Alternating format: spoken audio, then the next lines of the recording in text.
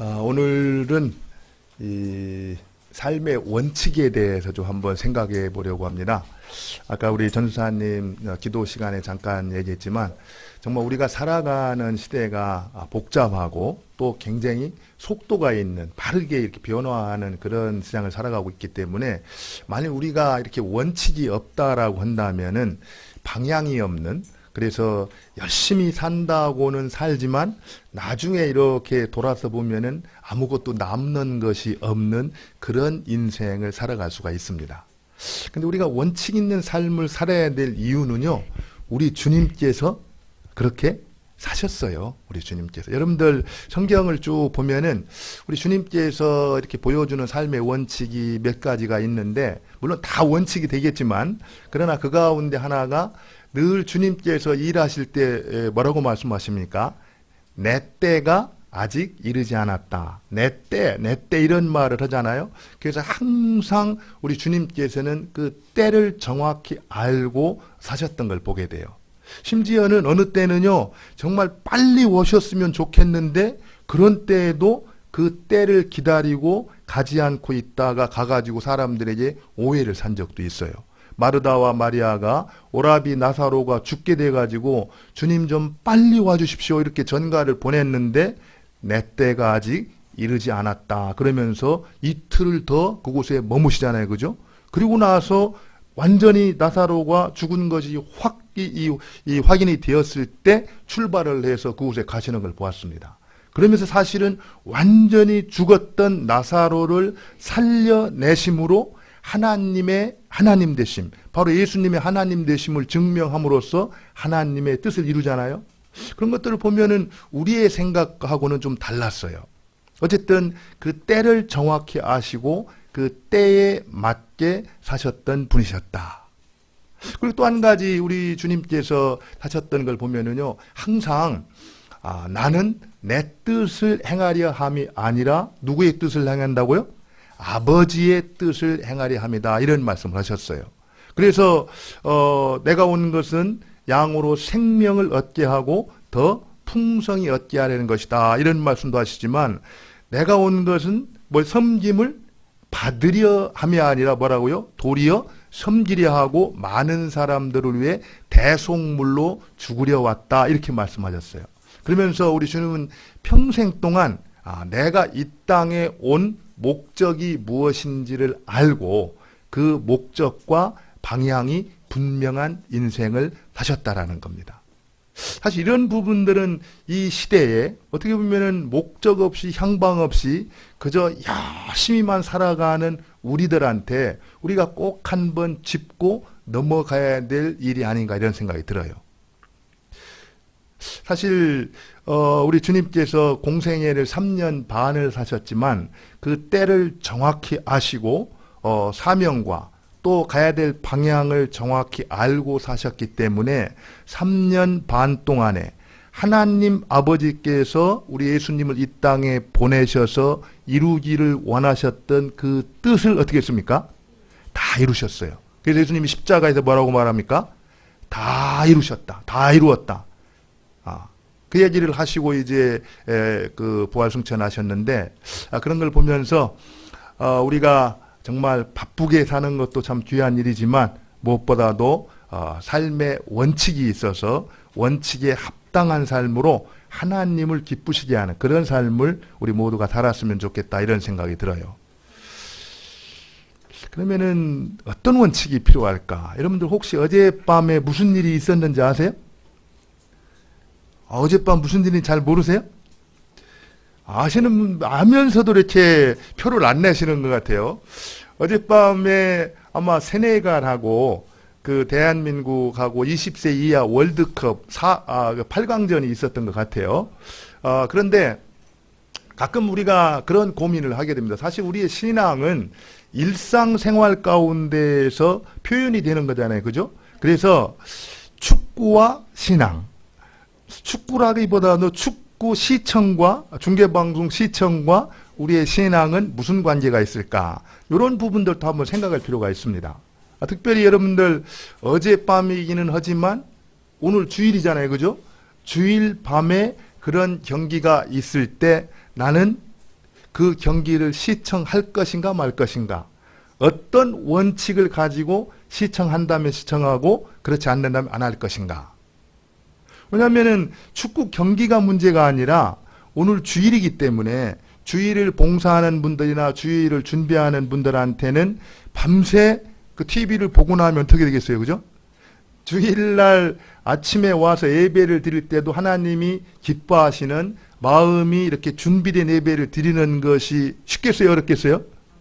예, 그런 것들 때문에 갈등이 있는 거죠. 두 가지 가치가 이렇게 공존을 할 때 다 나쁜 건 아니에요, 그죠? 다 나쁜 건 아니지만 더 귀한 것을 내가 지키고 붙들기 위해서 이런 상황에서 나는 어떤 원칙을 가지고 살아야 될 것인가, 그런 것들을 고민하면서 원칙을 하나씩 세워가는 게 중요하다라는 거예요. 그게요, 사실은 처음에는 조그마한 것 같이 보이지만 그런 것들이 한 날, 1년, 10년 이렇게 쌓여서 결국에는 내 인생을 아름답게 세워주기도 하고 그렇지 않게 만들어갈 수 있다는 거예요. 실제로요, 1924년, 그때가 무슨 일이 있었는지 아십니까? 파리 올림픽이 있었던 때예요. 1924년에.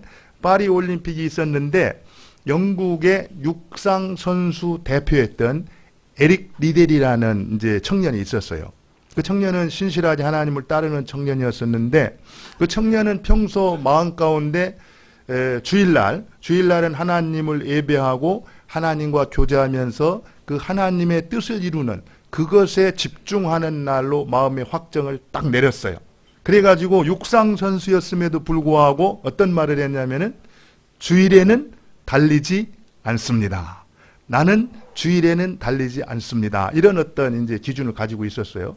그냥 주일날 뜀박질 않는다라는 게 중요한 게 아니라 하나님이 기뻐하는, 그리고 하나님과의 교제하는 그 시간을 다른 것에 양보하지 않겠다라는 그 신앙의 결단이 있었다라는 겁니다.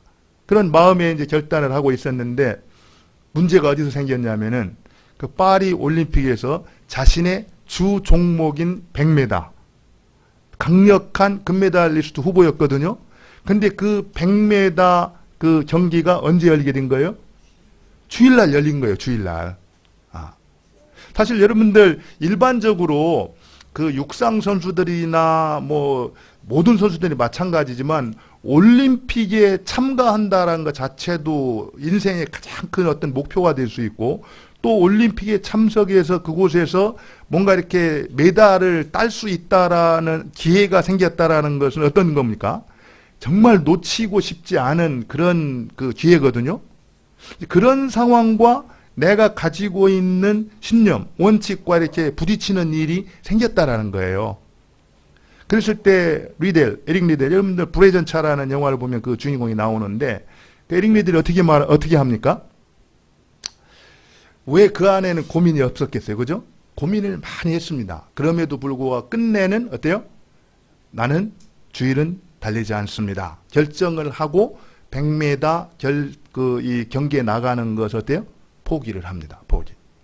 그래서 그러자 막 영국 왕실에서 와가지고 설득하고 딱 포기했다는 소식을 듣고 얼마나 막 비난의 메스콘들을 받았는지 몰라요. 근데 그리고 나서 이제 주일은 지났어요. 그리고 나서 400m 경기에 출전할 수 있는 기회가 주어졌어요. 400m. 그러니까 400m에 출전을 했는데 400m는 사실은 그 에릭 리델의 주종목이 아니었습니다. 100m가 주종목. 올림픽에서 주종목이 아닌 종목에 나가서 금메달 따는 게 쉬울까요? 거의 뭐 그것도 쉬운 일은 아니에요. 그런데요, 400m에 출전을 해가지고 금메달을 땄을까요? 못 땄을까요? 제가 이렇게 말하면은 좀 꼭 좋은 결과가 나와서 원칙에 따라 살아야 된다는 것은 아니에요. 그런데 이 에릭 리델이 400m에 나가서 결국에 금메달을 땄는데 그가 고백한 내용이 그런 고백을 해요. 200m까지는 내가 아주 죽을 힘을 다 내 힘으로 달렸다, 이렇게 얘기를 합니다. 그러고 나서 200m 뒤부터는 하나님이 나를 통해 달렸다, 이렇게 고백을 해요. 그리고 놀라운 게 보통 올림픽에서는 1, 2등 차이가 거의 차이가 없어요. 막 간발의 차이 이러는데 10m 이상의 차이가 났다 그래요. 저는 이런 모습을 보면서 우리가 원칙을 가지고 사는 인생이 얼마나 아름다운가. 그리고 원칙에 따라 살아갈 때 얼마나 우리 하나님께서 영광을 받으시고 기뻐하시는가. 이런 것들을 생각하면서 우리 삶에도 바른 원칙을 정하고 그 원칙에 따라서 목적과 방향이 분명한 인생을 살았으면 좋겠다. 이런 생각이 듭니다. 오늘 이제 본문에 보면은 그런 사람들이 나와요. 여러분들 오늘 내용은 지난주에 이어서요. 오늘 17절에서 32절의 내용을 보면은 지난 시간에 우리가 뭘 봤냐면은 이제 사도들이 복음을 전할 때 이 전하는 복음이 정말 그렇다, 진리다, 이것을 믿도록 하기 위해서 성령께서 어떻게 말합니까? 표적과 기사를 많이 이제 일어나게 하세요. 그래가지고 심지어는 베드로가 이렇게 지나갈 때에 그 그림자에라도 덮이면은 나을 것 같다라고 해서 사람들 모든 병자들 어떻게 합니까? 길가로 데리고 나와가지고 막 침대를 길가에다 이렇게 깔아놓고 기다렸잖아요, 그죠? 근데 놀라운 것은 바로 그렇게 했을 때 그들이 어떻게 됐습니까? 치유가 되고 나음을 입었다라는 거예요. 다시 말하면은 베드로가 그거를 치료했다는 게 아니라 하나님께서 베드로를 통해서 그런 일들을 하셨다라는 겁니다. 그런데 그렇게 하신 이유는 그들이 선포했던 복음, 그것이 진리라는 것을 그런 표적과 기사를 통해서 어떻게 한다고요? 확증을 갖게 됐다라는 거예요. 그러니까 그로 인하여서 믿는 사람들 어떻게 했어요? 많은 무리가 믿고 하나님께로 주님께로 나오는 역사가 있었다라는 거예요. 그런데 그 일이 있기 바로 전에 사내들인 공회에서 이 베드로와 사도들이 풀려날 때 어떻게 풀려났습니까? 나가서 다시는 그 사람 말을 하지도 말고 가르치지도 말라, 이렇게 위협을 하고 풀려났었거든요. 근데 풀려나가지고 그렇게 복음을 전하고 성령이 역사해서 많은 사람들이 믿게 됐더라는 거예요. 그러니까 잘 생각해 보세요. 지금 사내들인 공의회 그 제사장들과 지도자들은 유대의 뭡니까? 유대의 종교 지도자들이었거든요. 그 당시는 이 종교와 제사가 일치됐던 재정일치를 하였기 때문에 사내들인 공의회는 모든 것에 권력을 가지고 있었어요. 근데 문제는 그들이 나가서 절대로 그런 일을 하면 안 돼! 이렇게 하고 풀어줬는데 그렇게 나간 사람들이 가서 그 말 듣지도 않고 복음을 전해가지고 많은 사람들이 믿을 뿐만 아니라 그들의 병이 치료되고 회복이 됐단 말이에요. 그래서 많은 사람들이 종교 지도자들한테 나온 게 아니라 누구한테 간 거예요? 베드로와 사도들한테 갔단 말이에요. 그러니까 이 종교 지도자들의 입장에서는 기분이 어떻겠어요?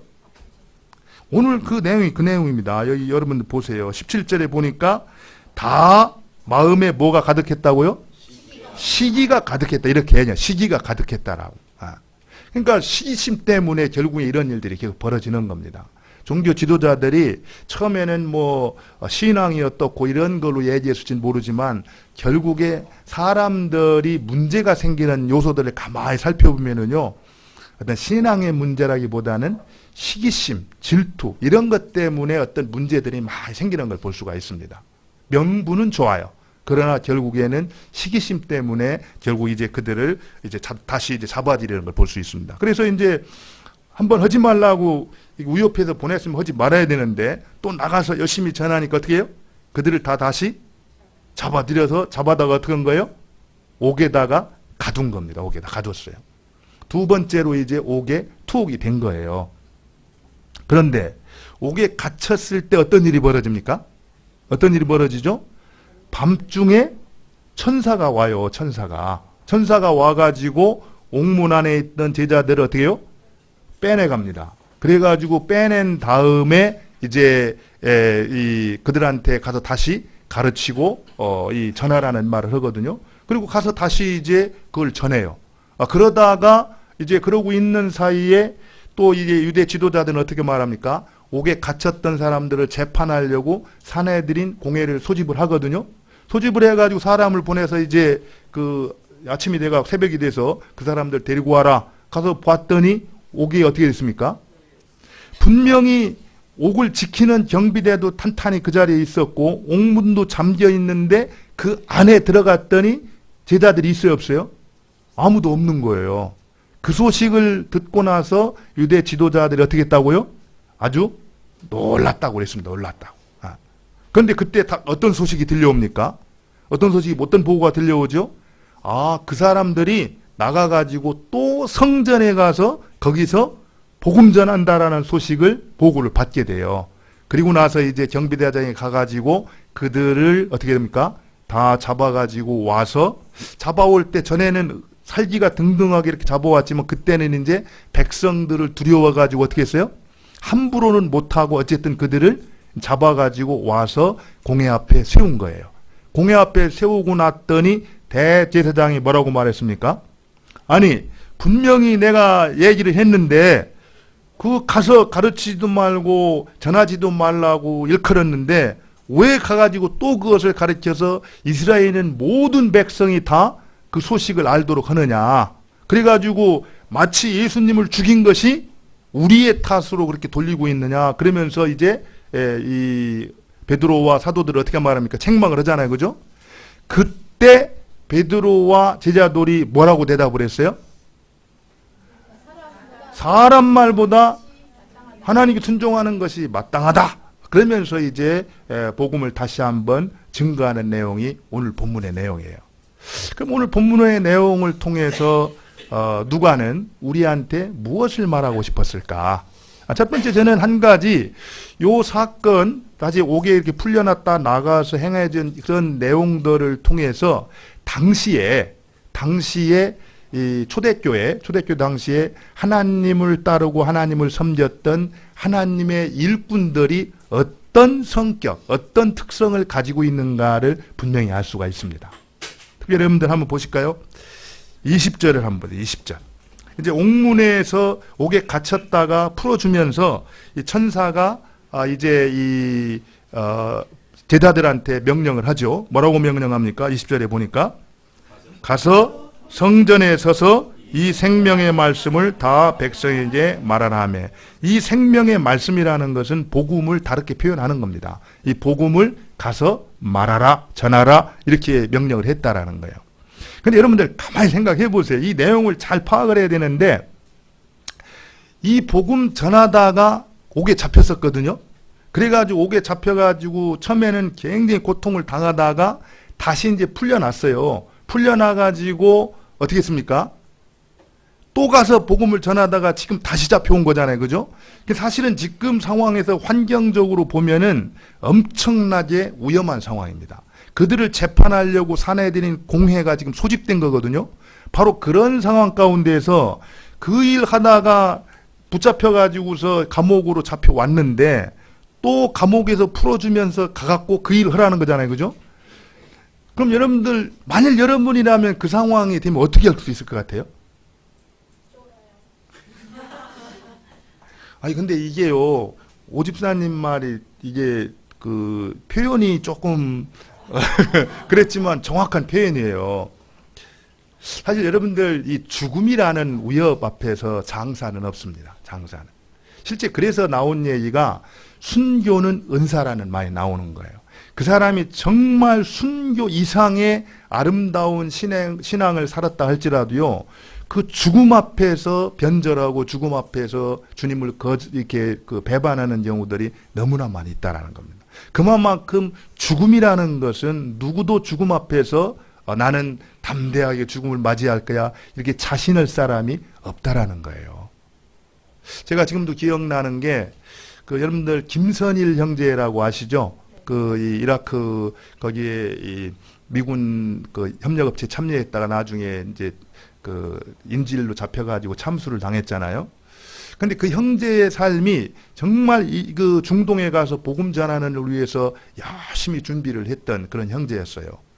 근데 참 우리가 알 수 없지만 이제 테러리스트들한테 붙잡혀가지고 나중에 이제 참수를 당하고 순교를 당했는데, 이제 그때 이제 마지막 동영상에 그런 게 나와요. 그 모습을 보여주면서 이제 신앙을 이제 이제 이렇게 거부하는 그런 내용들이 나오는데, 그때 아마 한국에 제가 어떤 목사님이라고는 말은 안 드리겠어요.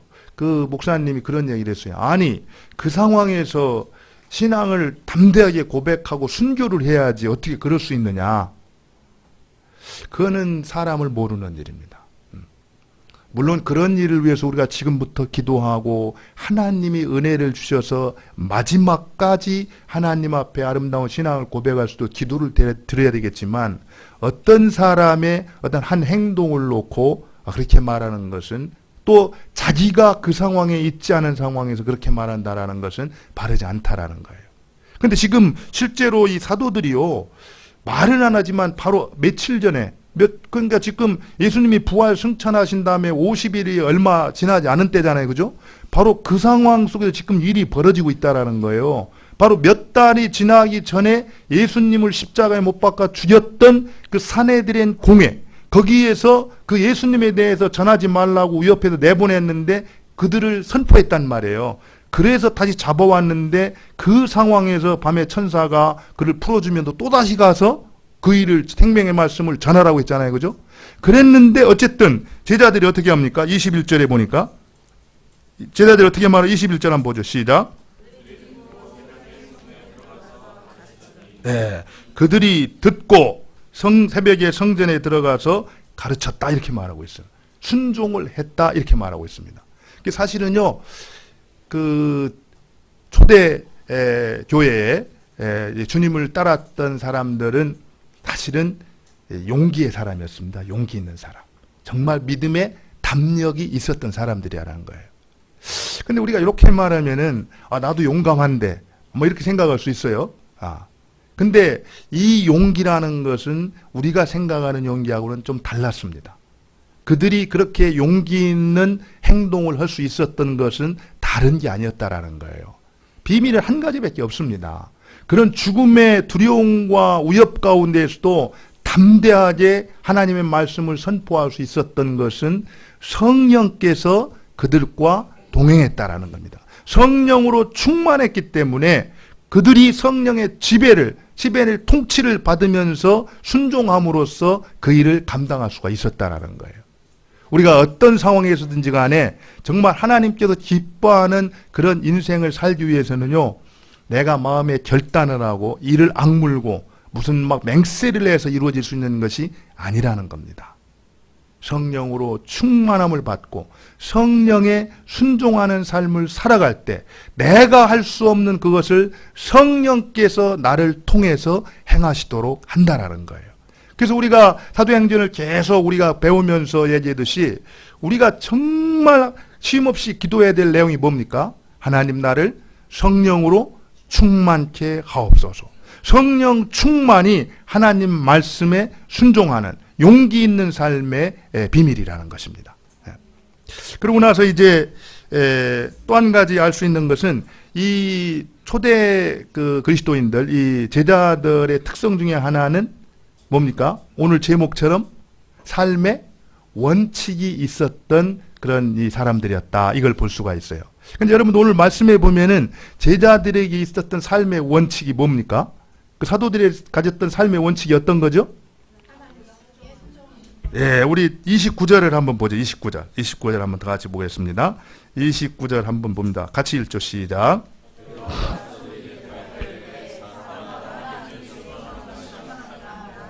예, 근데요, 이게 삶의 원칙인 것이 요때만 그랬으면 그것을 원칙이라고 말할 수 없어요.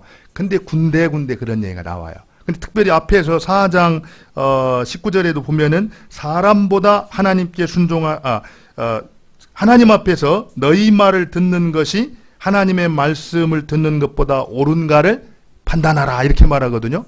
그래서 결국에 이 사도들에게는 한 가지 삶의 원칙이 있었는데 그 어떤 상황에서든지 무슨 일을 만나든지 간에 하나님께 순종하는 것을 가장 우선으로 하는 그런 원칙이 있었다라는 겁니다.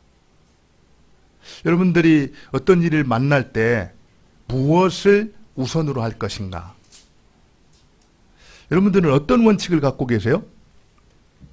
사실 이런 부분도요, 우리가 이 마음으로 이렇게 먹는다고 해서 이렇게 쉽게 되는 일은 아니에요.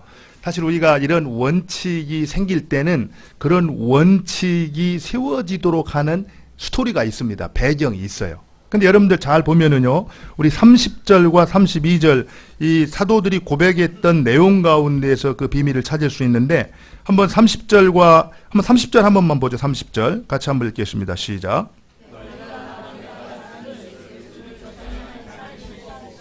네, 절대절명의 그런 위협 앞에서 사도들이 사람에게 순종하지 아니하고 하나님께 순종하겠다라고 했던 원칙, 그런 원칙이 어디서 나왔을까? 31절에 보니까 30절에 보니까 너희가 나무에 달아 죽인 예수를 뭐라고 말합니까? 우리 조상 하나님이 살리시고, 실제로 하나님이 살리셨던 예수님을 사도들은 어떻게 했습니까? 만났어요? 안 만났어요? 만났어요. 자기 눈으로 보고 들었어요. 그러면은 그들 마음 가운데 어떤 신앙이 있었겠습니까?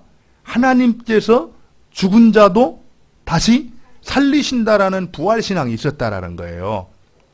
여러분, 어떤 사람이 어떤 신앙의 행위를 할 때는요, 그 마음에 그 행동을 낳는 이미 사연이 있다라는 거예요. 여러분들, 이 100세 때 얻은 이삭, 아브라함이 하나님께서 100세 때 얻은 이삭을 뭐라고 말합니까? 바치라고 얘기잖아요. 그죠? 근데 아브라함이 어떻게 말합니까? 순종을 해서 그를 바쳐요.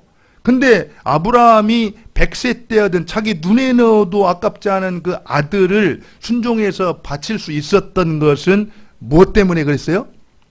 성경에 보면은요, 비록 지금 내가 하나님 말씀에 순종해서 아들을 제사 드린다 할지라도 그를 다시 살려서 나와 함께 고향으로 돌아가게 하실 하나님, 그 부활의 하나님을 그는 믿고 있었기 때문에 순종할 수가 있었다라는 겁니다. 오늘도요, 이들이 내가 사람 말 듣는 것보다 하나님께 그 순종하는 것이 마땅하다 이렇게 말하고 있는 것은, 비록 어떤 일이 내게 일어난다 할지라도 그 하나님께 순종할 때 그 하나님께서 나를 통해서 귀한 일들이 이루실 거라는 확신이 있었기 때문에, 그 부활신앙이 있었기 때문에 이 사도들은 어떻게 한 거예요?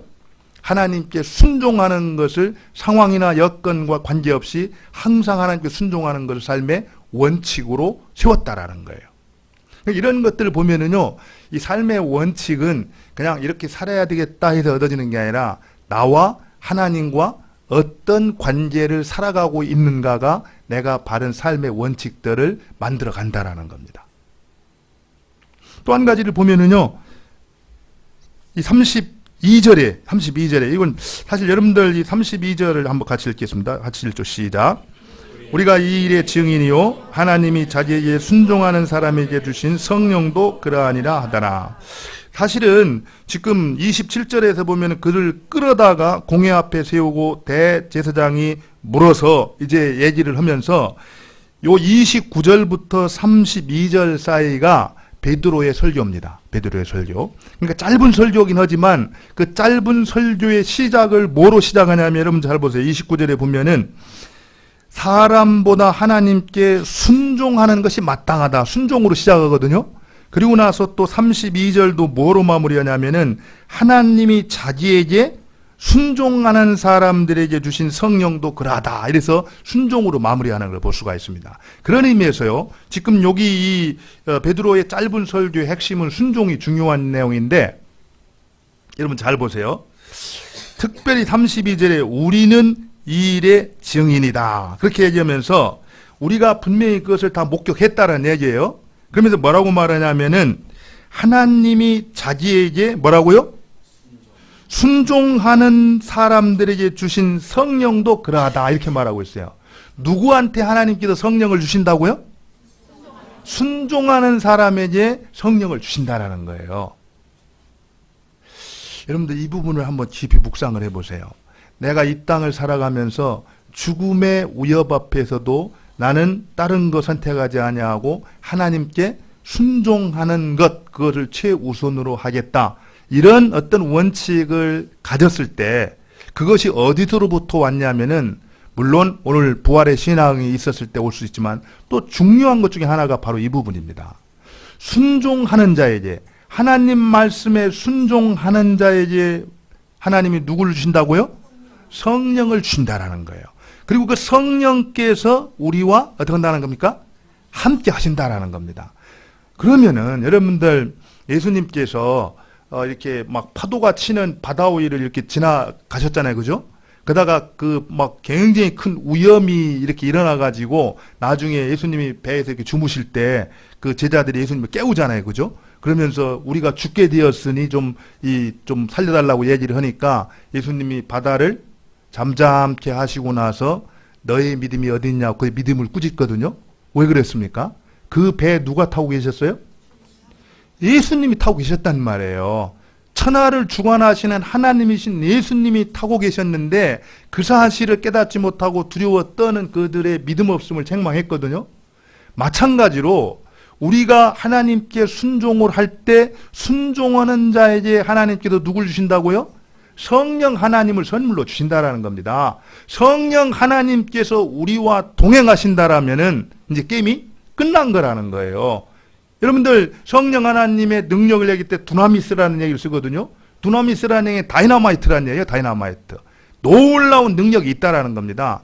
그뿐만 아니라 요한복음에서 성령을 이야기할 때 뭐라고 말합니까? 보혜사 성령이라고 얘기하거든요.